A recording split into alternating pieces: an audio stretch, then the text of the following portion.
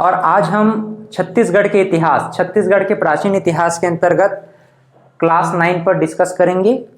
Class 9 की श्रृंखला में हम मुख्य रूप से आज जिन राजवंशों, जिन डायनेस्टी पर डिस्कस करने वाले हैं वो दो प्रमुख डायनेस्टी, जो दो प्रमुख डायनेस्टी वंश हैं, शैल वंश और नल वंश। कौन कौन से? शैल वंश और नल वंश। तो हम मुख्य रूप से अभी छत्तीसगढ़ के प्राचीन इतिहास पर डिस्कस करने जा रहे हैं। सबसे पहले हम देखना चाहते हैं कि भाई ये शैल वंश क्या था, है ना। राजा महाराजा और जो शासक रहे हैं उनके विषय में हम लोग जानना चाहते हैं, उनको हम पढ़ना चाहते हैं, उसके विषय में कुछ जानकारियां प्राप्त करना चाहते हैं। बहुत सारे क्वेश्चंस हैं जो आपके एग्जाम के पॉइंट ऑफ व्यू से यहाँ से इंपॉर्टेंट होने वाले हैं। एक प्रश्न तो शैल वंश से ही पूछ दिया गया था और आगे जो नल वंश हम पढ़ने वाले हैं, नल वंश से तो ढेर सारे क्वेश्चंस आपके एग्जाम में पूछे जाते रहे हैं। तो कैसे प्रश्न एग्जाम में पूछे जाते हैं, किन तरह के प्रश्न वर्तमान की प्रासंगिकता में आपको अध्ययन करना चाहिए, इन सभी बातों पर, इन सभी पहलुओं पर हम बात करते हुए आगे बढ़ेंगे। लिंक को जितना अधिक हो सके शेयर कर दीजिए, जल्दी से लाइक का बटन दबा दीजिए, सब्सक्राइब का बटन दबा दीजिए। फिर आज की यह क्लास हम लोग प्रारंभ करेंगे। भाई हिस्ट्री ऑफ छत्तीसगढ़, छत्तीसगढ़ का इतिहास आप देख रहे हैं। छत्तीसगढ़ का इतिहास यहाँ पर मुख्य रूप से यहाँ दो प्रमुख क्षेत्र हैं। इन क्षेत्रों को पहले थोड़ा सा आप देख लो। छत्तीसगढ़ में आप लोग जानते हैं दुर्ग डिवीजन है ना, दुर्ग डिवीजन है, ये दुर्ग डिवीजन। तो दुर्ग डिवीजन में मुख्य रूप से हम लोग बात करना चाहेंगे शैल वंश की, है ना। तो शैल वंश को हम लोग मुख्य रूप से डिस्कस करेंगे, बात करेंगे। दुर्ग डिवीजन से संबंधित सूर्यवंश या शैल वंश पर हम लोग डिस्कस करेंगे। और पुष्करी और भोपालपट्टनम, ध्यान दीजिएगा, दोनों नाम ध्यान रखने योग्य है। एक तो भोपालपट्टनम, पुष्करी, और है ना कोरापुट, कोरापुट उड़ीसा। देखिए कई तो बुक में ये आपका कांकेर दिख रहा है ना, कांकेर, कांकेर के क्षेत्र को भी कोरापुट कह दिया जाता है। तो कई इतिहासकार ऐसा मानते हैं कि कोरापुट कांकेर वाला एरिया भी रहा होगा। उड़ीसा पूर्व में कोरापुट, और आपका छत्तीसगढ़ बीजापुर क्षेत्र में हम लोग देखते हैं पुष्करी, भोपालपट्टनम। ये मुख्य रूप से किसकी राजधानी रही है, कौन से राजवंश की राजधानी रही है?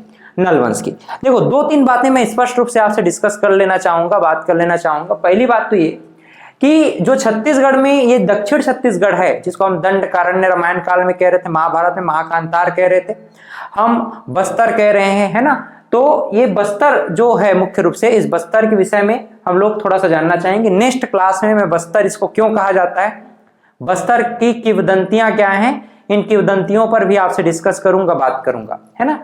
तो जो नल वंश के अलावा दो और प्रमुख राजवंश हैं जो छत्तीसगढ़ में बस्तर क्षेत्र में अपना राजपाट किए, जैसे छिंदक नागवंश और काकतीय वंश। तो पहली बात तो यही आप लोग को जान लेना चाहिए कि ये जो दक्षिण छत्तीसगढ़ है ना, अपना जो ये है ना, ये जो साउथ छत्तीसगढ़ है, बस्तर वाला रीजन है, बस्तर वाला रीजन है ना। तो इस बस्तर वाले रीजन में हम लोग देखते हैं मुख्य रूप से तीन प्रमुख राजवंश हैं, तीन प्रमुख राजवंश, है ना। ध्यान दीजिएगा, यहां तीन प्रमुख राजवंश शासन कर रहे हैं, तीन प्रमुख राजवंश शासन करेंगे। कौन कौन से तीन प्रमुख राजवंश हैं?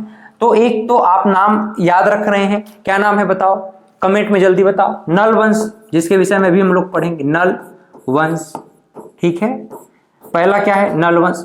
दूसरा हम लोग पढ़ेंगे छिंदक नागवंश, छिंदक नागवंश। और तीसरा बहुत ही इंपॉर्टेंट जो वंश रहा है, डायनेस्टी रहा है, जिसके विषय में हम लोग डिस्कस करेंगे, नल वंश, छिंदक नागवंश। और फाइनली हम लोग बात करेंगे किसके विषय में? काकतीय वंश, काकतीय वंश। तो बहरहाल हम डिस्कस करना चाहते हैं नल वंश के विषय में और सूर्य वंश के विषय में, जिसको हम सैल वंश के नाम से भी जानते हैं। तो चलिए, जब भी मैं बस्तर रीजन की बात करूं तो ये 3 राजवंश आपके दिमाग में आने चाहिए, नल, छिंदक और काकतीय। क्या बोलोगे? नल, छिंदक और काकतीय। जब भी मैं बस्तर क्षेत्र के विषय में बात करूंगा तो बस्तर क्षेत्र के विषय में 3 बातें आपको ध्यान में आना चाहिए, दिमाग में आना चाहिए, नल वंश, छिंदक वंश और काकतीय वंश। हम मूल रूप से नल वंश पर बात करना चाहेंगे, उससे पहले हम लोग डिस्कस कर लेते हैं फर्स्ट एट ऑल सैल वंश के विषय में। ठीक है, first at all we have to talk about सैल डायनेस्टी। क्या? सैल डायनेस्टी।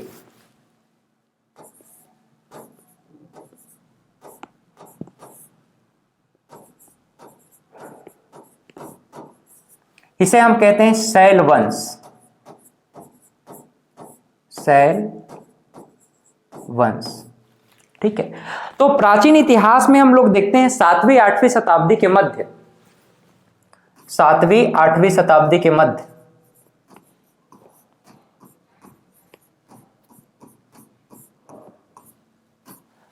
हम लोग देखते हैं कि 7वीं 8वीं शताब्दी के मध्य छत्तीसगढ़ में एक राजवंश रहा है, इसको हम सैल डायनेस्टी के नाम से जानते हैं। इसी वंश को हम सूर्यवंशी राजवंश के नाम से भी कई बार पुकार देते हैं। तो छत्तीसगढ़ में जो सूर्यवंशी राजवंश रहा है, सूर्यवंशी राजवंश रहा है, इसी सूर्यवंशी राजवंश को हम लोग सैल वंश या सैल डायनेस्टी के नाम से भी जानते हैं। कौन सा शताब्दी? तो 7वीं 8वीं शताब्दी। दूसरी बात कि भाई छत्तीसगढ़ में ये लोग कहां, किस क्षेत्र में अपना शासन किए, कौन कौन से क्षेत्र में इन्होंने शासन किया? तो ध्यान दीजिएगा, छत्तीसगढ़ में यहां पर आप लोग देखना, ध्यान दीजिएगा, छत्तीसगढ़ में ये आपका है दुर्ग। कौन सा प्लेस है? दुर्ग। तो मुख्य रूप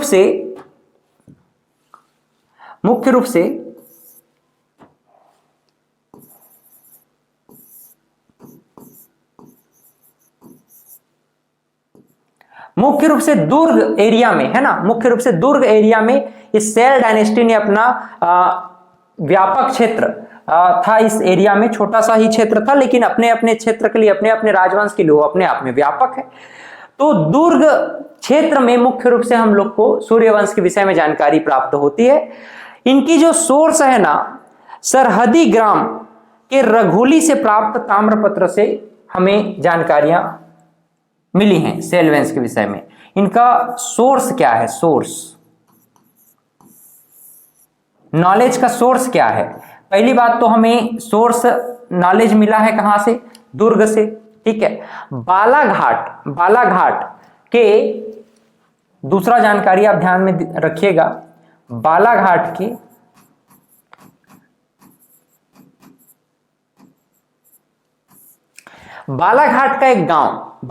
का एक गांव सरहदी ग्राम रघोली, सरहदी ग्राम, बालाघाट के सरहदी ग्राम रघोली ताम्रपत्र। ठीक है, ध्यान रखिएगा, रघोली ताम्रपत्र।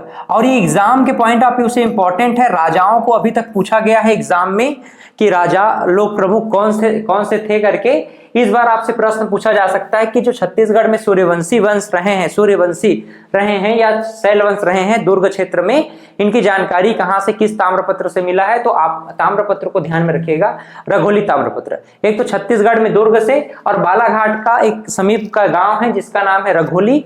तो रघोली ग्राम में रघोली ताम्रपत्र से हमें इसकी जानकारी मिलती है। यहां पर जो प्रमुख शासक हुए हैं ना, उन शासकों के विषय में आपके एग्जाम में प्रश्न पूछा गया है। प्रमुख शासक, इन प्रमुख शासकों के विषय में एग्जाम में प्रश्न ऑलरेडी पूछा गया है कि सैल वंश से संबंधित प्रमुख शासक कौन कौन थे, इनके क्रम को आप समझाएं या किस रूप में इनकी जानकारी हमें प्राप्त हुई है। तो ध्यान में रखिएगा, श्रीवर्धन, श्री पृथ्वीवर्धन, क्रम से याद रखिएगा। श्रीवर्धन पहला, श्रीवर्धन के बाद श्री पृथ्वीवर्धन। पहले कौन है भाई? श्रीवर्धन के बाद आपने क्या देखा? श्री पृथ्वीवर्धन के बाद आप देखेंगे जयवर्धन, है ना, जयवर्धन। श्रीवर्धन के बाद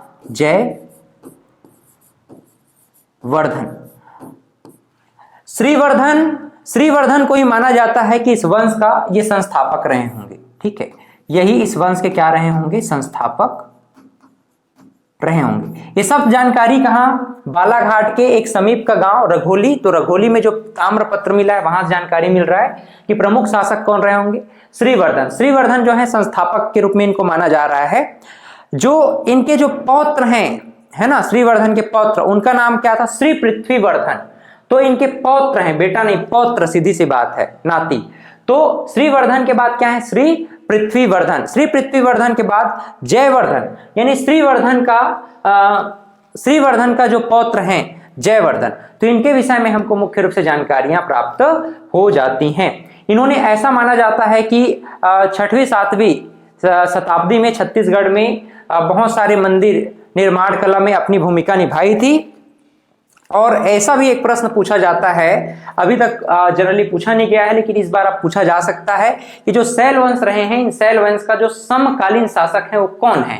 ऐसा आपसे प्रश्न पूछा जाएगा तो आप कहिएगा इनके जो समकालीन हैं, ठीक है, इस प्रकार का साइन हम कर लेते हैं, समकालीन है सरभपुरीय शासक। क्या बोलोगे, सरभपुरीय शासक। सरभपुरीय शासक के विषय में मैंने प्रीवियस क्लास में आपको बताया है, आप प्रीवियस क्लास में जा करके जरूर और जरूर सरभपुरीय शासक के विषय में जानकारी लीजिएगा, पढ़िएगा। ठीक है, प्रीवियस, इससे पहले वाला क्लास जो है हम लोग सरभपुरी शासक पर ही डिस्कस कर रहे थे। तो सरभपुरी लोग, सरभपुरी कौन थे, मुख्य रूप से शैलवंशी शासकों के समकालीन थे।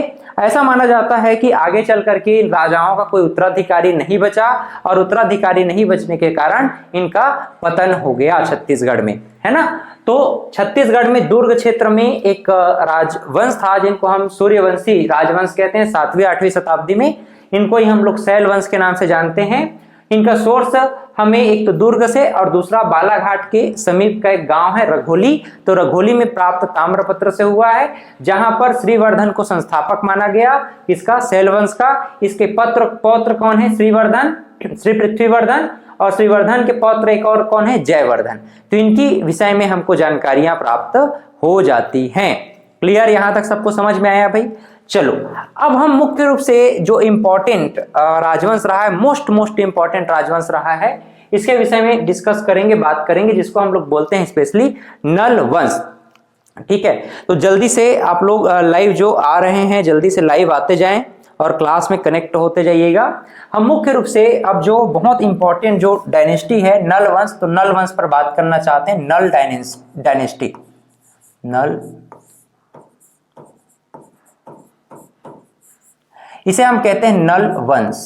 ठीक है, क्या कहते हैं भाई, नल वंश कहते हैं। ठीक है, अब देखो नल वंश की बात करें ना, तो 4वीं से लेकर के 12वीं शताब्दी तक, 4वीं से लेकर 12वीं सदी तक,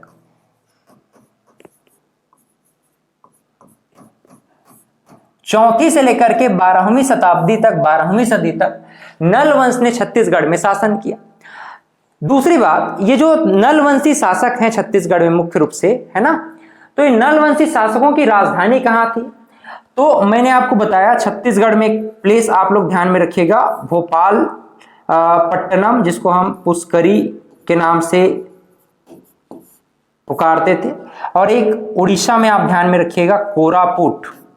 क्या है, कोरापुट, है ना। तो एक उड़ीसा में क्या है, कोरापुट। छत्तीसगढ़ में बीजापुर एरिया आप देखिएगा, ये क्या है, पुष्करी, भोपाल पट्टनम। एक और मैंने आपको और बताया कि जो कांकेर एरिया है ना, कांकेर एरिया, इस कांकेर एरिया में एक प्लेस को भी कोरापुट मान लिया जाता है, ऐसा इतिहासकार, बहुत सारे इतिहासकार ऐसा मानते हैं। तो कभी कभी कांकेर क्षेत्र में भी कोरापुट को ले लिया जाता है, लेकिन जनरली कोरापुट जो है उड़ीसा क्षेत्र से संबंधित है, और एक क्या है, पुष्करी, भोपाल पट्टनम।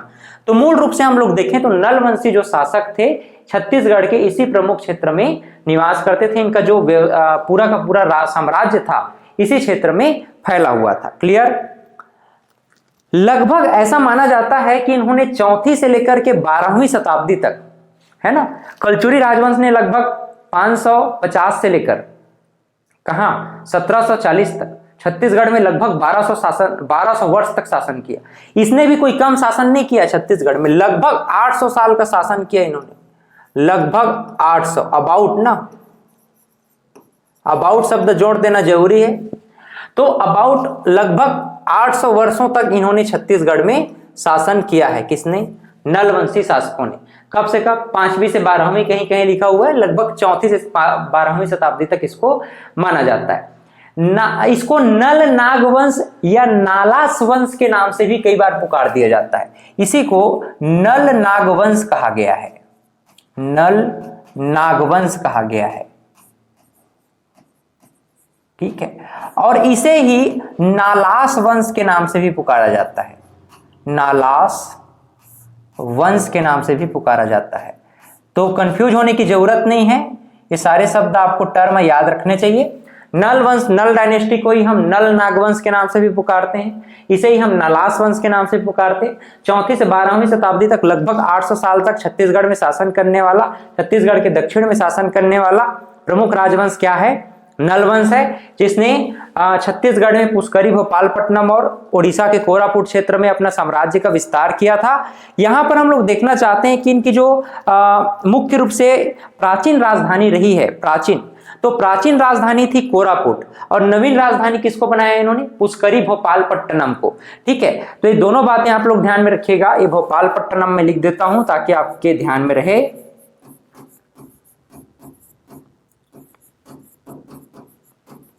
भोपालपट्टनम है ना, और कोरापुट उड़ीसा, ये जो है ओल्ड कैपिटल था। क्या था? ओल्ड कैपिटल था। और न्यू कैपिटल इनका क्या रहा है? भोपालपट्टनम या पुष्करी, न्यू राजधानी या न्यू कैपिटल। तो ये दोनों बातें आपको विशेष करके ध्यान में रखना है, ओल्ड कैपिटल भी ध्यान में रखना और न्यू कैपिटल भी ध्यान में रखना। क्लियर? यहां तक सबको समझ में दिख रहा है ना? मैं इधर हट जाता हूं, आप थोड़ा सा हट जा रहा हूं इसलिए ताकि आप लोग अच्छे से लिख पाओ। अगर मैं बीच में आता हूं तो आप लोग लिख नहीं पाते हो। बहुत से स्टूडेंट बोलते रहते हैं सर थोड़ा सा लिख लेते हैं, तो बिल्कुल आप लोग लिखिए। मैं थोड़ा किनारे हो जा रहा हूं, आप लोग आराम से इसको नोट भी करते जाओ साथ साथ मेरे, है ना? तो भाई छत्तीसगढ़ में प्रमुख रूप से हम लोग देख रहे हैं पुष्करी और कोरापुट क्षेत्र में नल नागवंश, नालास वंश या नल डायनेस्टी, नल वंश का साम्राज्य रहा है। मुख्य रूप से हम लोग देखना चाहेंगे कि इनकी जानकारियां हमको कहां से प्राप्त हो जाती हैं। तो बहुत सारी जानकारियां आर्कियोलॉजिकल भी रहा है ना, और बहुत सारे ऐसे सोर्स भी प्राप्त हुए हैं जिनके संदर्भ में हम लोग कह सकते हैं कि नल वंश निश्चित रूप से छत्तीसगढ़ में राजपाट किया रहा होगा या किया था। तो इसके साक्ष्य हम कह सकते हैं, एविडेंस, प्रमुख साक्ष्य क्या हैं, है ना? ये बहुत इंपॉर्टेंट है, प्रमुख साक्ष्य क्या है। तो एक तो ध्यान में रखिएगा, समुद्रगुप्त का हरिसेनकृत प्रयाग प्रशस्ति।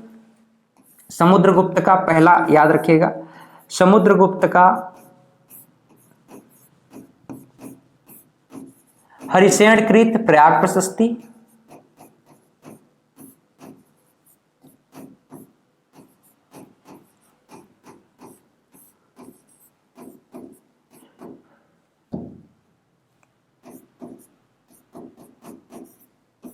समुद्रगुप्त का हरिसेनकृत क्या बोलोगे? प्रयाग प्रशस्ति। अच्छा, इसको थोड़ा सा मिटा लीजिए, ऐसा लिख लीजिए, ठीक है। Now this is correct. तो समुद्रगुप्त का हरिसेनकृत प्रयाग प्रशस्ति, और क्या लिखोगे भाई? भवदत्त वर्मा का रिद्धिपुर ताम्रपत्र। भवदत्त वर्मा का रिद्धिपुर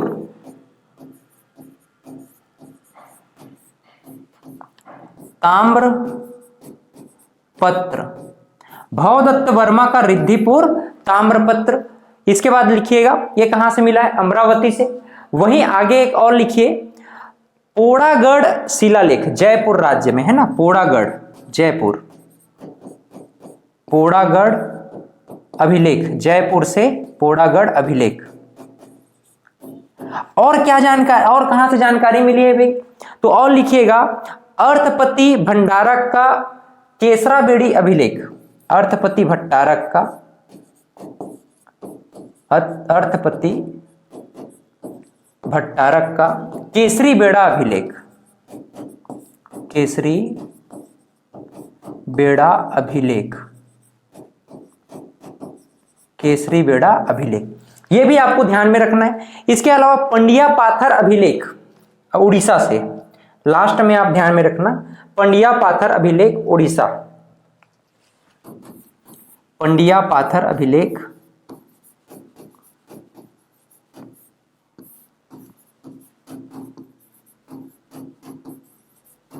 ये कहाँ है? उड़ीसा। तो मुख्य रूप से हम लोगों ने देखा कि भाई इसके साक्ष्य में कहां कहां से मिल जाते हैं। तो समुद्रगुप्त का हरिशेनकृत प्रयाग प्रशस्ति से, भवदत्त वर्मा का रिद्धि ताम्रपत्र, पोड़ागढ़ अभिलेख, अर्थपति भट्टारक का केसरी बेड़ा अभिलेख, इसके अलावा पंडिया पाथर अभिलेख उड़ीसा से हमको इनके विषय में जानकारियां प्राप्त हो जाती हैं। ठीक है, इसके अलावा हम देखते हैं कि वायु पुराण में भी इनके विषय में बताया गया है। कहाँ? वायु पुराण में भी इनके विषय में बताया गया है। तो ध्यान दीजिएगा, इनके विषय में हमको वायु पुराण में भी जानकारी मिलती है, वायु पुराण में। इसके अलावा भी आप लोग ध्यान रखिएगा, कुछ आर्कियोलॉजिकल एविडेंसेस मिले जिनको हम कॉइन्स कहते हैं, मुद्राएं कहते हैं, कॉइन्स। कुछ मुद्राएं मिली हैं। देखो, ये मुद्राओं की अगर हम बात करें तो एडेंगा, केशकाल कुंडा गांव से एडेंगा नामक प्लेस है, तो एडेंगा केशकाल कुंडा गांव है ना, केशकाल कुंडा गांव। तो केशकाल कुंडा गांव से एडेंगा नामक प्लेस से हमें कुछ कॉइन्स प्राप्त हुआ है। लगभग 32 स्वर्ण सिक्के प्राप्त हुए हैं। कितने? 32 स्वर्ण सिक्के प्राप्त हुए हैं, और जो कि वराह राज के माने जाते हैं। वराह राज नामक राजा हैं। वराह राज जो कि छत्तीसगढ़ में वास्तविक संस्थापक माने जाते हैं नल वंश के, तो उसी के सिक्के मूल रूप से हमें प्राप्त हो जाते हैं। एक स्वर्ण सिक्का भवदत्त वर्मन का मिला हुआ है और 2 स्वर्ण सिक्के अर्थपति भट्टारक के मिले हुए हैं, जिसका अध्ययन डॉक्टर वासुदेव मिरासी के द्वारा किया गया है। ठीक, तो ध्यान दीजिएगा, यहां पर एडेंगा से हमको जो स्वर्ण सिक्के प्राप्त हो रहे हैं, इसका जो अध्ययन है किसने किया है? अध्ययन किसने किया है? इन सिक्कों का अध्ययन किसने किया? डॉक्टर लक्ष्मी, आप कहेंगे डॉक्टर वासुदेव, डॉक्टर वासुदेव जी के द्वारा। किसके द्वारा बोलोगे? डॉक्टर वासुदेव मिरासी जी के द्वारा। इसका अध्ययन हमें देखने को मिलता है। तो इस प्रकार से ये जो प्रश्न है आपके एग्जाम के पॉइंट ऑफ व्यू से इंपॉर्टेंट हो जाता है कि नल वंश क्या है, कितने वर्षों तक शासन किया, इनकी राजधानियां कहाँ थी, इनके साक्ष्य में कहां कहां से मिलते हैं, ये सब आप लोग जान गए। और इतना जान गए तो फिर थोड़ा सा हम लोग आगे बढ़ते हैं, थोड़ा सा नेक्स्ट पेज में हम लोग मुख्य रूप से बात करेंगे इनके प्रमुख राजवंशों के संदर्भ में। ठीक है, प्रमुख राजवंश में कौन कौन से प्रमुख राजा थे, इन राजाओं को हम लोग जानने का प्रयास करेंगे भाई। तो ध्यान दीजिएगा, इसके जो प्रमुख शासक थे, आगे चल करके मैं कुछ और सोर्स के विषय में आप लोग को बताऊंगा। जैसे कि आगे चलकर हम इनके एक प्रमुख राजा थे समुद्रगुप्त के प्रयाग प्रशस्ति के अलावा हम लोग देखेंगे कि राजिम के संदर्भ में, तो राजिम क्षेत्र में भी हमें इनके विषय में विलासतुंग के संदर्भ में जानकारियां मिल जाती हैं, तो वहां पर भी हम लोग डिस्कस करेंगे, बात करेंगे। ध्यान दीजिए, नल वंश के जो प्रमुख शासक थे ना, ये कौन है? प्रमुख शासक कौन कौन है? प्रमुख शासक, इन प्रमुख शासकों को आप लोग ध्यान में रखना। प्रमुख शासक कौन कौन है? देखिए, इन सभी शासकों के विषय में हम लोग थोड़ा सा जानना चाहते हैं। जो आदि पुरुष माना जाता है इस राजवंश का, उनका नाम क्या था? शिशुक। ठीक है, क्या नाम है? शिशुक। क्या नाम है बताओ? शिशुक। शिशुक का जो कार्यकाल है 240 से लेकर 330 के मध्य माना जाता है। 240 से लेकर 330 तक ये जो है माना जाता है। आगे जो है इनके बाद जो है व्याघ्रराज। व्याघ्रराज वेरी इंपॉर्टेंट, यहां से भी प्रश्न जनरली बनता है। समुद्रगुप्त ने व्याघ्रराज को पराजित कर व्याघ्रहंता की उपाधि धारण करी थी करके पढ़ते हो आप लोग। तो Vyaghraraja is also very important. 330 से 370, 330 से 370 ईस्वी।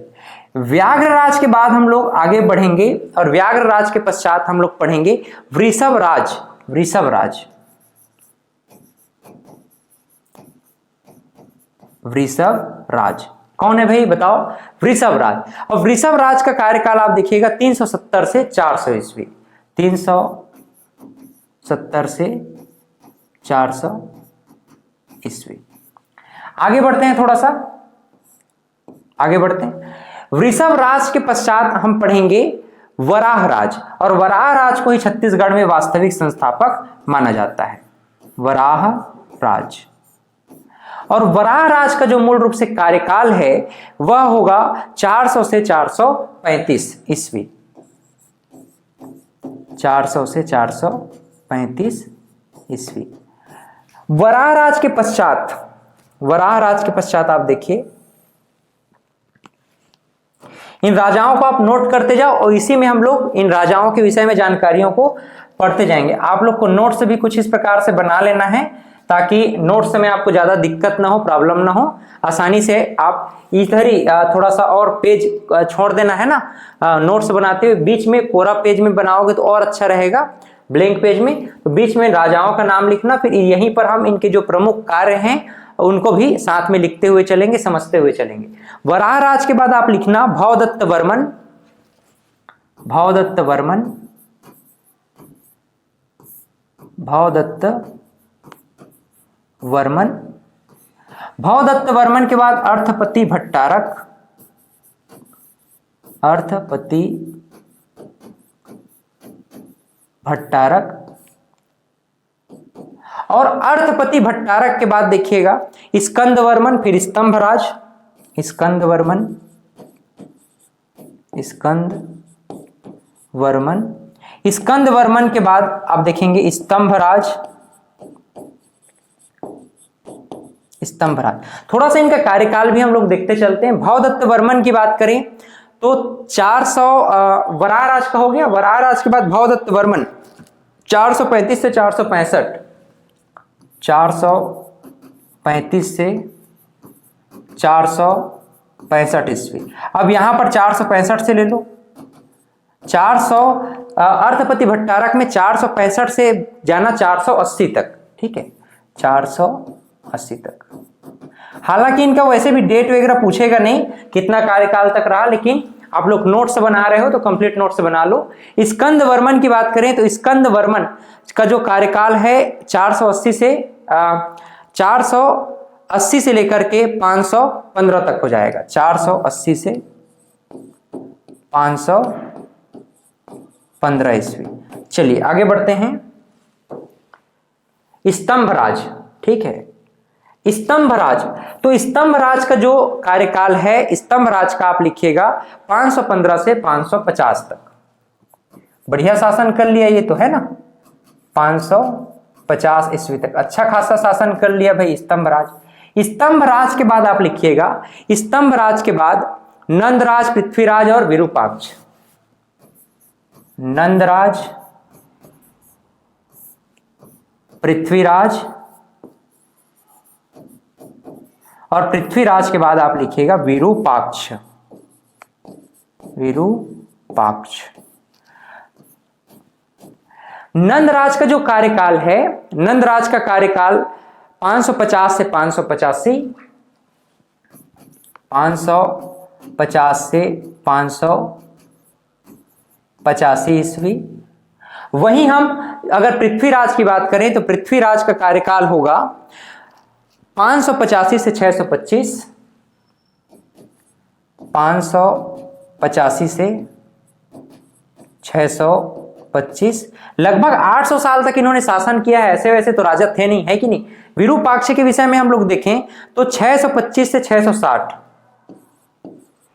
625 से लेकर के 660 ईस्वी। ठीक, आगे बढ़ते हैं थोड़ा सा। विरूपाक्ष के बाद ही बहुत इंपॉर्टेंट पर्सनालिटी हैं हमारे, जिनके विषय में इतिहास में बहुत विशेषकर बताया गया है, विलासतुंग। तो विलासतुंग के विषय में हमको राजिम से जानकारियां मिलती हैं, वेरी इंपॉर्टेंट पर्सनालिटी हैं। इनके विषय में हम लोग पढ़ेंगे भाई, विलासतुंग। और विलास तुंग के बाद हम लोग जानेंगे, विलास तुंग के बाद पृथ्वी व्याघ्र, पृथ्वी व्याघ्र, इनका देखिए 660 से आप लीजिएगा, देखो विलास तुंग का 660 से 700 ईस्वी, सीधा 700 ईस्वी तक चले जाओ, 700 ईस्वी, और यहां पर फिर 700 ईस्वी से आगे बढ़िएगा, पृथ्वी व्याघ्र का 700 से 740 तक जाइए, 740 ईस्वी। इसके बाद दो प्रमुख राजा और हैं जिनके विषय में हमको पढ़ना है, थोड़ी सी जानकारियां इनके विषय में भी होनी चाहिए आपको। पृथ्वी व्याघ्र के पश्चात भीमसेन देव और नरेंद्र धवल, भीमसेन देव, भीमसेन देव और नरेंद्र धवल, कहीं कहीं नरेंद्र धवल लिखा हुआ है तो कंफ्यूज नहीं होना, नरेंद्र धवल भी लिखा हुआ है कई जगह, कई जगह नरेंद्र धवल भी लिखा हुआ है, इसमें कंफ्यूज होने वाली बात नहीं है। He was last emperor of Nal dynasty. 700 से 740, फिर 740 से बीच का समय, कुछ समय समझ में नहीं आता है सीधा सीधा कि बीच का कार्यकाल कहाँ चला गया था। भीमसेन के बारे में फिर जानकारी मिलती है 900 से 935, बीच में अंधकार युग आप कह सकते हो, 900 से 935 ईस्वी। उसके बाद फिर यहाँ जाइएगा 935 से लेकर के 961 ईस्वी। क्लियर? तो इस प्रकार से इन प्रमुख राजाओं के विषय में हम लोग अब एक एक करके बात करेंगे भी। सबसे पहले तो हम लोग डिस्कस करेंगे, first at all we will talk about सिसुक। सिसुक कौन है? सिसुक के विषय में सर्वप्रथम हम लोग बात करेंगे, जानने का प्रयास करेंगे कि सिसुक वास्तव में कौन थे। तो नलवंशी शासकों के विषय में हमने पहले ही बताया कि पौराणिक कथाओं में भी नलवंशी शासकों के विषय में जानकारियां मिलती हैं। साथ ही साथ हमको बहुत सारे ग्रंथ हैं, इन ग्रंथों में भी नलवंशी शासकों के विषय में जानकारी मिलती है। शतपथ ब्राह्मण हो गया और महाकाव्य। महाकाव्य क्या क्या है जरा कमेंट में बताओ तो। चलो आप लोग जब तक कमेंट में बताइए महाकाव्य क्या है, मुझे कमेंट में बताओ। महाकाव्यों की संख्या कितनी है, किसे महाकाव्य कहते हैं?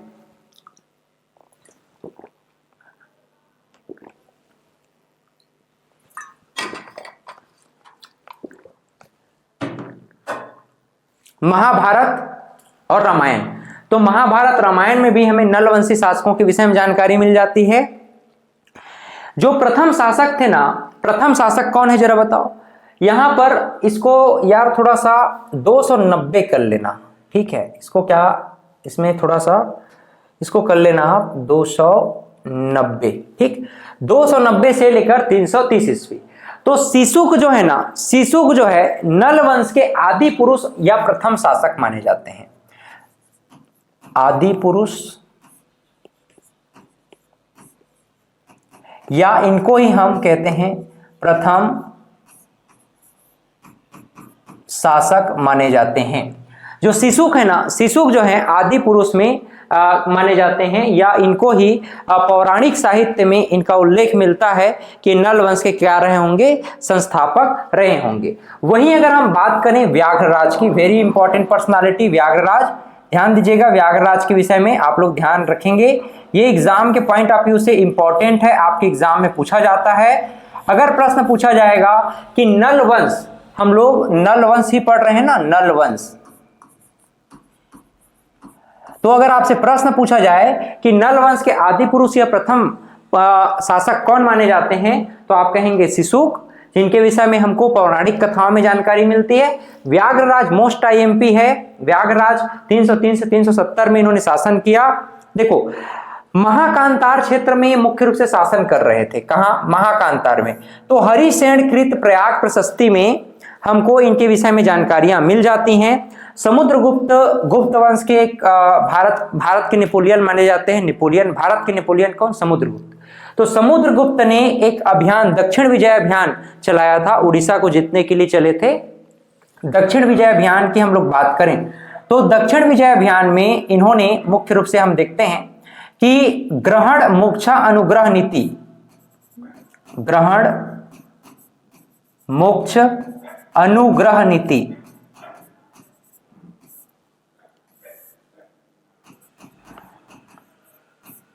कौन सी नीति है बताओ?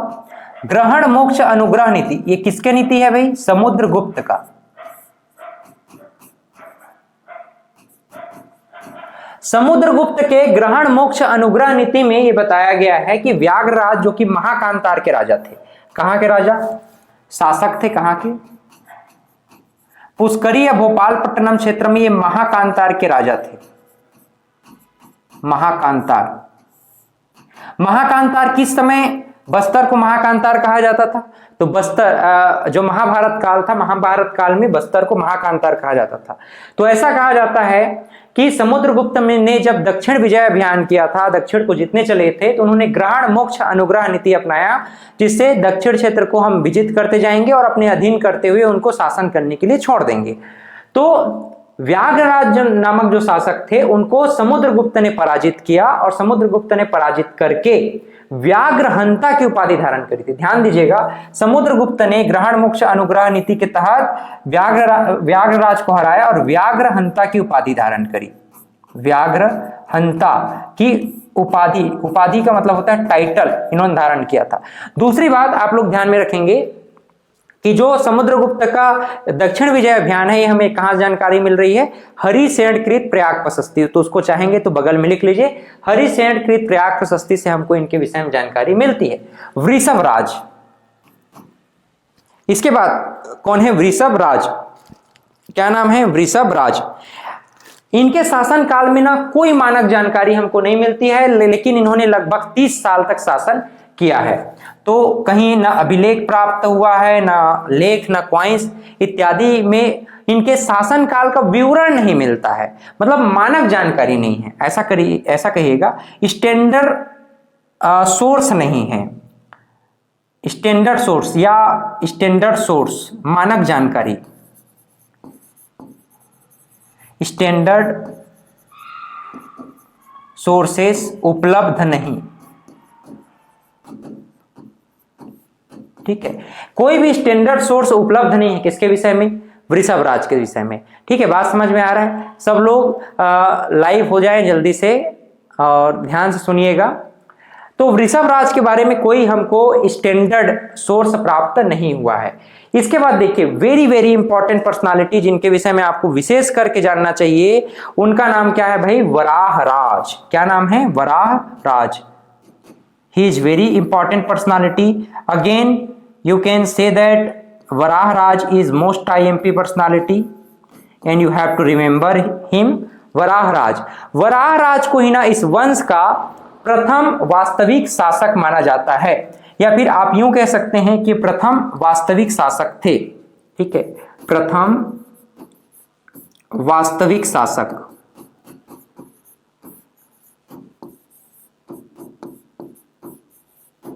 तो वराहराज, इनकी जो कार्यकाल की अवधि है 400 से 435 ईस्वी के मध्य, और इनको ही वराहराज को ही माना जाता है कि छत्तीसगढ़ में ये प्रथम वास्तविक शासक रहे होंगे। और ऐसा माना जाता है कि बस्तर में ये जो शासक थे ना, ये किसी के डोमेन में नहीं थे। डोमेन मतलब अधीन नहीं थे, उपनिवेश नहीं थे, ये अपने आप में स्वतंत्र शासक थे। तो ऐसा भी कहा जाता है कि छत्तीसगढ़ में जो बस्तर एरिया है, महाकांतार एरिया है, महाकांतार में स्वतंत्र शासक कौन हुए प्रथम नलवंश में? तो आप कहेंगे वराहराज ही थे। कौन थे भाई, जरा बताओ? वराहराज ही थे।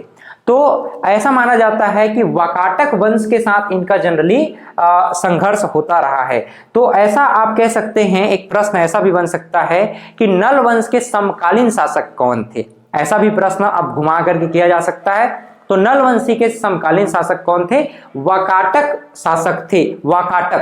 तो इसको भी आप लोग ध्यान में रखेंगे कि नल वंश के जो समकालीन शासक थे, यहां पर मैं लिख देता हूं समकालीन। समकालीन, तो समकालीन कौन थे? वाकाटक। समकालीन कौन थे? तो वाकाटक शासक थे। इस बात को भी ध्यान रखिएगा। कोंडागांव के एडेंगा नामक स्थान में, कोंडागांव के एडेंगा नामक स्थान में हमें स्वर्ण मुद्राएं मिली हैं, स्वर्ण मुद्राएं मिली हैं। ठीक है, लगभग 32 स्वर्ण मुद्राएं हमें यहां से प्राप्त हो रही हैं। 400 से 440 ईस्वी के मध्य की मुद्राएं हमें प्राप्त होती हैं। एडेंगा मूल रूप से हम लोग देखें तो कोंडागांव क्षेत्र से संबंधित है। तो यहाँ पर हमें लगभग 32, कहीं कहीं 29 लिखा होगा, 29, तो उसको आप लोग 32 लिख लेना। लगभग 32 मुद्राएं हमको प्राप्त होती। हालांकि कुछ अन्य भावदत्त वर्मा और अर्थपति भट्टारक के भी एक एक मुद्राएं हमें प्राप्त होती हैं, लेकिन लगभग 29 जो स्वर्ण मुद्राएं हैं वराह राज से संबंधित हमें प्राप्त हो जाता है। ऐसा माना जाता है, इन मुद्राओं के हिसाब से हमें पता चलता है कि जो वराह राज थे ना, ये शैव मतावलंबी थे, शैव धर्म को मानते थे, शैव मतावलंबी, शैव मतावलंबी। ठीक है, कैसे थे भाई? शैव मतावलंबी थे, यानी कि शैव धर्म का पालन करते थे। साथ ही साथ आप ध्यान में रखेंगे कि ये जो मुद्राएं मिली हैं, कई जगह हमको कुछ उत्कीर्ण प्राप्त हुआ है, कुछ जानकारी प्राप्त हुआ है। वराह राज ने जो प्रथम वास्तविक शासक हैं, शैव मतावलंबी थे। एडेंगा से हमको 29 स्वर्ण मुद्राएं इनकी मिली हैं, एक मुद्रा भावदत्त वर्मन, एक अर्थपति भट्टारक। इस प्रकार से कुल एडेंगा से हमको कोंडागांव एडेंगा से लगभग हमको 32 स्वर्ण मुद्राएं प्राप्त हो जाती हैं। वराह राज के विषय में कुछ सिक्कों पर हमको मिला है श्री वराह राजस्य उत्कीर्ण मिला है। इन स्वर्ण मुद्राओं पे लिखा है श्री वराह राजस्य। क्या उत्कीर्ण है जरा बताइए? श्री वराह राजस्य कहीं कहीं पर उत्कीर्ण मिला है। इन सिक्कों में ही हमें जानकारियां मिल जाती है। क्लियर है? मिरासी के अनुसार जो है वराह राज भवदत्त के पिता थे, शैव मतावलंबी थे। ऐसी भी जानकारियां हमें कहीं कहीं मिलती है। आगे चल करके हम लोग डिस्कस करेंगे, बात करेंगे भवदत्त वर्मन, अर्थपति भट्टारक और स्कंद वर्मन की। चलिए एक एक करके जानते हैं। सबसे पहले हम भवदत्त वर्मन को जानना चाहते हैं। भवदत्त वर्मन के विषय में हम बात करें तो बरार से लेकर के कोरापुट तक इनका पूरा का पूरा शासन व्यवस्था था, पूरा साम्राज्यवादी नीति इन्होंने पालन किया था। ये महाराजा या भट्टारक की उपाधि धारण करते थे। तो इनकी जो टाइटल थी ना, ये टाइटल आपसे पूछा जा सकता है। टाइटल का मतलब होता है उपाधि। तो ये दो टाइटल लेते थे, एक तो महाराजा का टाइटल और दूसरा भट्टारक। इसीलिए भवदत्त वर्मन को भट्टारक भी कहा जाता है, भट्टारक। आगे चल करके इनका जो उत्तराधिकारी होगा उनका नाम ही अर्थपति भट्टारक हो जाएगा, अपने पिता के टाइटल पर, है ना। तो भवदत्त वर्मन का टाइटल क्या था? मुख्य रूप से महाराजा और भट्टारक। ये साम्राज्यवादी विचार के शासक थे। इन्होंने कोरापुट से लेकर के पूरा पुष्करी भोपाल पटना तक अपना पूरा साम्राज्य का विस्तार कर लिया था। क्लियर? देखो, इनकी पत्नी का नाम अचाली भट्टारिका थी और पुत्र थे अर्थपति भट्टारक और स्कंद वर्मन। तो आगे चल करके हम देखेंगे कि इन्हीं के जो दो पुत्र हैं, ठीक है, भवदत्त वर्मन के जो दो पुत्र हैं, तो दो पुत्र होंगे, एक होंगे अर्थपति भट्टारक और एक होंगे स्कंद वर्मन। तो इस बात को भी ध्यान में रखेंगे। भवदत्त वर्मन और इनकी पत्नी, ठीक है, भवदत्त वर्मन इनकी पत्नी का नाम क्या बताया? अचाली भट्टारिका। अचाली भट्टारिका।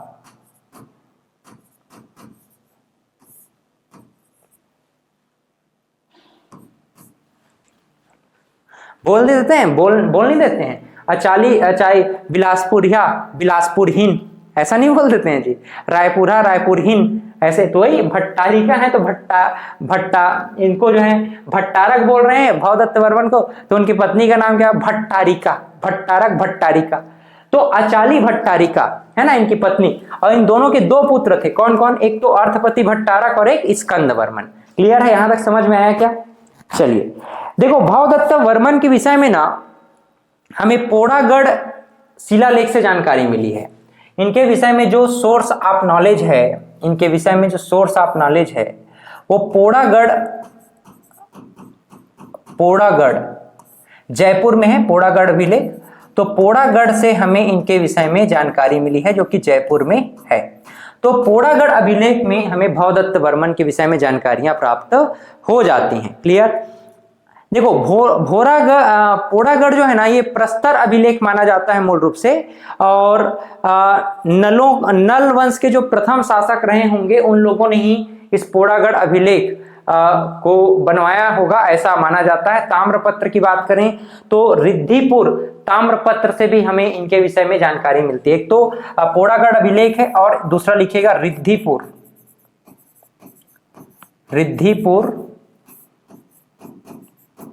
ताम्रपत्र। रिद्धिपुर ताम्रपत्र से भी हमें भवदत्त वर्मा की जानकारी मिल जाती है। एडेंगा कोंडा गांव में श्री भवदत्त राजस्य के विषय में भी जानकारियां हमें मिली हैं। भवदत्त वर्मा का अंकन भी हमें एडेंगा के कोंडा गांव से मिला है। एक सिक्का इनके विषय में भी हमको प्राप्त हो जाता है। गुप्तों की जो राजधानी रही है उसका उस क्षेत्र में गुप्तों की राजधानी के अधीन हम लोग देखें तो ये पहले शासक माने जा सकते हैं। और नागपुर क्षेत्र में भी इन्होंने अपने क्षेत्र का विस्तार किया था। किसने? भवदत्त वर्मा ने। कभी कभी ऐसा प्रश्न पूछा जाता है कि ऐसा कौन सा शासक है जिसने सोने के बहुत ज्यादा सिक्के चलवाए थे, तो भवदत्त वर्मा उनमें से एक माने जा सकते हैं कि भवदत्त वर्मा के द्वारा भी बहुत सारे सोने के सिक्के चलाए गए थे। क्लियर? यहां तक समझ में आया? आगे बढ़ते हैं सीधा अर्थपति भट्टारक की ओर। अर्थपति भट्टारक और स्कंदवर्मन दोनों किसके पुत्र हैं? तो भवदत्त वर्मा के पुत्र हैं। उपाधि ये भी क्या रखते हैं? अर्थपति नाम है, लेकिन अपने पिता का जो उपाधि था भट्टारक का, ये भी उपाधि भट्टारक ही रखते हैं। शासनकाल 465 से लेकर के 480 तक। उड़ीसा में पंडिया पाथर अभिलेख से इनके विषय में जानकारियां मिलती हैं। उड़ीसा से पंडिया पाथर,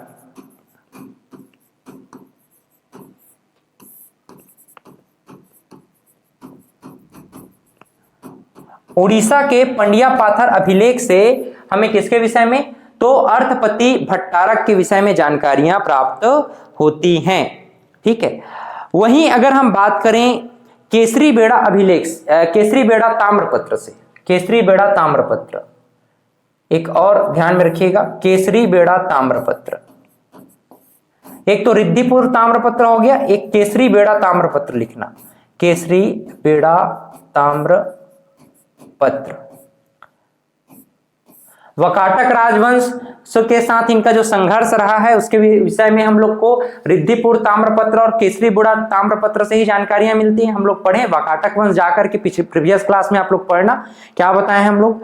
तो अर्थपति ने नलों की जो प्राचीन राजधानी है उसको पुनः इन्होंने बनवाया था, ऐसा माना जाता है, जिनको भवदत्त वर्मन के समय पूरा तहस नहस कर दिया गया था। केसरी बेड़ा ताम्रपत्र में इनके विषय में हमको ये सब जानकारियां प्राप्त हो जाती। एडेंगा में हम लोग देखते हैं कि अर्थपति भट्टारक के संदर्भ में 2 सिक्के प्राप्त हुए हैं। कितने सिक्के? 2 कॉइन्स।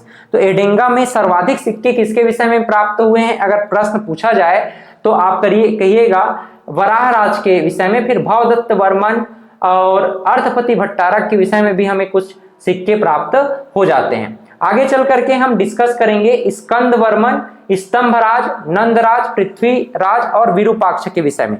अब ध्यान दीजिएगा, इसके बाद जो प्रमुख राजा हुए हैं जिनका नाम है स्कंदवर्मन, तो अर्थपति का अनुज के नाम से भी इनको पुकारा जाता है। अर्थपति का अनुज, अर्थपति का अनुज कहा जाता है। भाई ये अनुज थे ना, छोटे भाई थे अर्थपति का, तो अर्थपति भट्टारक के अनुज हैं, छोटे भाई हैं कौन? स्कंदवर्मन। तो ये अनुज हैं किसके? अर्थपति के। ये भी आप लोग ध्यान में रखिएगा।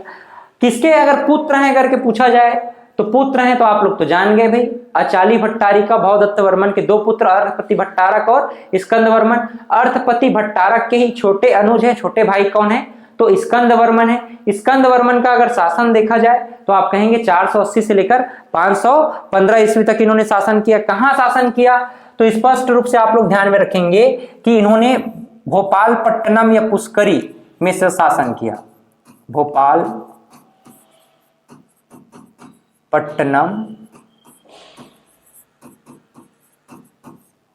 हम पुष्करी के नाम से जानते हैं ना। तो स्कंदवर्मन ने भोपालपट्टनम पुष्करी में शासन किया। मूल रूप से इन्होंने, ऐसा माना जाता है, पुष्करी जो तहस नहस कर दिया गया था युद्ध के समय, उसको इन्होंने पुनः बसाया, अर्थात पुष्करी का इन्होंने पुनरुद्धार कर लिया। पोड़ागढ़ अभिलेख में हमें इनके विषय में जानकारी मिलती है।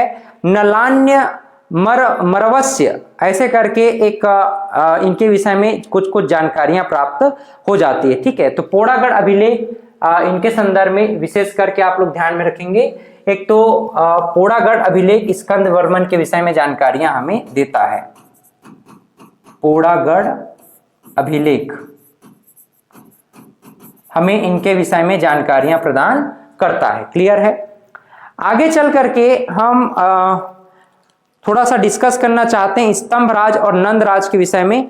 स्तंभ राज और नंद राज के विषय में बहुत अधिक जानकारी नहीं है, तो हम कह सकते हैं कि जानकारियों का थोड़ा बहुत अभाव है इनके विषय में। चालुक्य, वेंगी के चालुक्य इस समय आक्रमण कर रहे थे, तो चालुक्यों के साथ इनका संघर्ष हुआ था, ऐसा आप कह सकते हैं। वेंगी के चालुक्यों के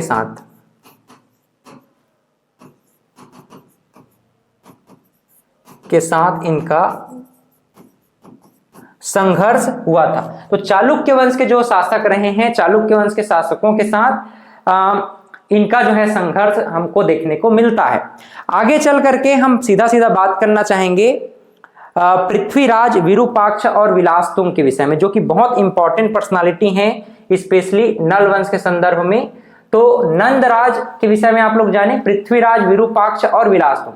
पृथ्वीराज को एक शब्द में आप लोग क्या ध्यान में रखना कि पृथ्वीराज जो है विलासतुंग के पितामह थे और विरूपाक्ष जो है विलासतुंग के पिता थे। बस ये ध्यान में रखना कि ये जो है ना, ये दोनों इंपॉर्टेंट पर्सनालिटी किससे संबंधित है, रिलेटेड हैं। रिलेशन बस ध्यान में रखना, रिलेशन मतलब संबंध बस ध्यान में रखना। देखो दादाजी हैं विलासतुंग के, दादाजी कौन है, पृथ्वीराज है ना, और विलासतुंग के पिता कौन है, विरूपाक्ष। बस यही ध्यान में रखना, इससे ज्यादा कुछ ध्यान में रखने की जरूरत नहीं। विलासतुंग को स्पेशली याद रखना है आपको। विलासतुंग वेरी वेरी इंपॉर्टेंट पर्सनालिटी। चलिए विलासतुंग पर हम लोग थोड़ा बात कर लेते हैं। विलासतुंग जो है ना, विलासतुंग के अगर विषय में बात करें तो सर्वाधिक प्रतापी राजा माने जाते हैं, पांडु वंश के समकालीन थे भाई। महाशिवगुप्त, बालार्जुन के समकालीन माने जाते हैं विलासतुंग। तो विलासतुंग के राजिम अभिलेख से इनके विषय में जानकारी मिलती है। ध्यान दीजिएगा, राजिम अभिलेख, राजिम अभिलेख। तो हमें मूल रूप से विलासतुंग के विषय में जानकारी कहां से मिलती है, राजिम अभिलेख में 700 से 740 के दौरान ये अभिलेख को मतलब बनाया गया था। तो इस अभिलेख से हमें सर्वाधिक प्रतापी राजा के विषय में जानकारी मिलती है। कई बार ऐसा प्रश्न पूछा जा सकता है, विलासतुंग किसके समकालीन थे, पांडु वंशी शासक, पांडु वंशीय शासक महाशिवगुप्त बालार्जुन, महाशिवगुप्त बालार्जुन के ये जो है समकालीन थे। ठीक है, कौन थे, समकालीन थे। तो इस बात को भी आप लोग विशेष करके ध्यान में रखेंगे। महानदी क्षेत्र तक ये अपना पूरा क्षेत्र को विस्तार कर चुके हैं और राजिम अभिलेख में इनकी जानकारी मिल रही है। जीर्णोद्धार के संदर्भ में बताया जाता है कि कलचुरी शासक पृथ्वीदेव द्वितीय के सेनापति जगतपाल ने जो राजिम में जो मंदिर बनवाया गया था, इस राजिम के मंदिर को भगवान विष्णु के उपासक थे राजीव लोचन मंदिर का इन्होंने स्पेशली निर्माण करवाया था। राजीव लोचन मंदिर का निर्माण इन्होंने करवाया था। ठीक है, निर्माण के संदर्भ में यही याद रखना है कि राजिम में राजीव लोचन मंदिर का निर्माण इन्होंने करवाया। ताम्रपत्र कौन सा अभिलेख है स्पेशली, तो राजिम अभिलेख है। राजिम अभिलेख में इनके विषय में हमको जानकारी मिलती है और ऐसा कहा जाता है कि कलचुरी शासक पृथ्वीदेव द्वितीय के समय इसका जीर्णोद्धार भी हुआ था। क्लियर। राजीव लोचन मंदिर पंचायन शैली में निर्मित विष्णु मंदिर है, पंचायन शैली में बना हुआ है। आज भी आप जाकर के राजीव लोचन मंदिर देख सकते हैं, पंचायन शैली। ये विष्णु मंदिर है भाई, ध्यान रखिएगा। विष्णु जी के उपासक थे कौन, विलासतुंग। और महाशिवगुप्त बालार्जुन शिव जी के उपासक थे, है ना, पांडुवंशी शासक है। इसके बाद फिर पृथ्वी व्याघ्र, भीमसेन और नरेंद्र थबल इत्यादि के विषय में हमको बहुत सारी जानकारियां मिल जाती है। स्पेशली आप लोग ध्यान में रखेंगे कि ये जो इसके विषय में बहुत अधिक जानकारी नहीं मिलती है, तो जानकारी का अभाव है, बहुत अधिक जानकारी नहीं मिली है ना, जानकारी का अभाव है। ये आप लोग ध्यान में रखना, ये अंतिम शासक हैं। कौन है? नरेंद्र थबल अंतिम शासक हैं। क्लियर? तो इस प्रकार से आज हम लोगों ने जानने का प्रयास किया, क्या नल वंश क्या है। तो नल वंश को उम्मीद करता हूं आप लोग समझ पाए होंगे। नेक्स्ट क्लास में फिर से कुछ नवीन जानकारियों के साथ और इससे आगे की जो क्लास है उस पर हम आपसे मिलते हैं। तब तक के लिए बहुत बहुत धन्यवाद। इस तरह से पढ़ते रहें, आगे बढ़ते रहें। Have a great day.